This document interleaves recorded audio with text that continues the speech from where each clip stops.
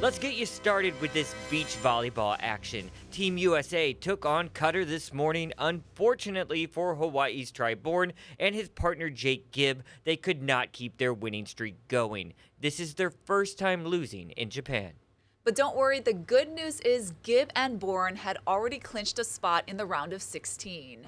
Meantime, a tough loss for Kavika and Eric Shoji, Micah Christensen, and the rest of the USA men's volleyball team.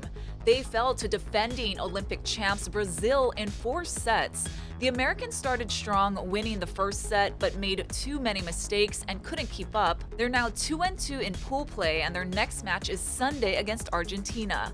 A win could get them into the quarterfinals. A loss would likely send them home. Simone Biles is revealing more about her struggles with a mental block that gymnasts call the twisties. She posted an Instagram video of her struggling to twist in the air during a recent practice. She says her mind and body are, quote, simply not in sync. She added, quote, literally cannot tell up from down. It's the craziest feeling ever, not having an inch of control over your body.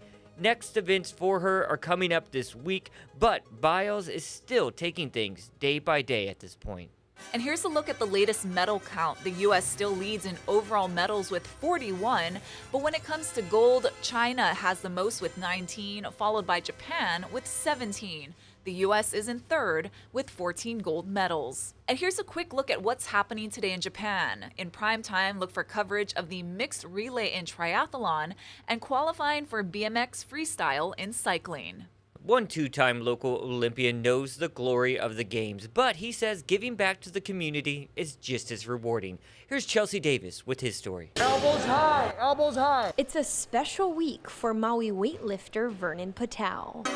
With the Olympic Games underway in Tokyo, it's bringing back some treasured memories. It brings back a bunch of emotions. Patau was 22 years old when he went to the Olympics the first time in 1992, and he returned 4 years later. Vernon Patau went to the Olympic Games twice, and although a huge accomplishment, he teaches his students that's not the only thing they should be striving for. The secret to success is having fun and sticking to basic fundamentals in everything. So preach basic fundamentals in life. Work hard, perseverance, diligence, integrity. He's a really good coach. Yeah, his energy is really great, and he's very upbeat and fun, but he also knows when to buckle down and tell me that you need to fix something. I'm really grateful for him. He's done a lot for me. Last month, Patau took a team to nationals in Detroit. 13-year-old Kaylee Yagi from Kahului earned a bronze medal. It's cool because you get to represent Maui and Hawaii, so it's really cool. And Trevor Tanaka won gold last year. He hopes to follow in his coach's example all the way to the Olympics. Making it there would be, I feel like it would make a lot of people proud, representing Hawaii and just the United States in general. But for Patau, it's not about the glory or the gold.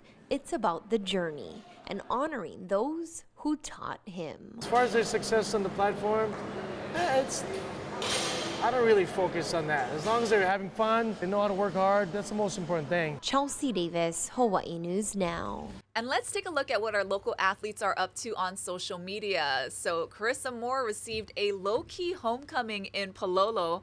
Her neighbors found a way to show Hawaii's gold medal Olympian just how much she's loved through their homemade signs and, of course, banana bread. She says, quote, her heart exploded with love on the road home. So it's become a tradition for athletes to chomp down on their gold medals. Today it's because photographers tell the athletes to do it. But Olympic historians say back in 1912 the gold medals were actually made of real gold, which is a relatively softer metal. So it was common for people to nibble on their prizes to try to make an indent because that would mean it's real. So on the Twitter account for the Tokyo 2020 Games, it says these medals that we're seeing today are made of recycled material from electronic devices donated by the Japanese public. Fascinating, and thank you, Ashley, for looking up all that history, because I did not know that. Me too. I mean, I knew that gold was a soft metal, but I didn't know what today's metals were made out of. Yeah, and it makes sense those electronics had gold in them or gold-like materials because that's such a good electronic conductor. Right.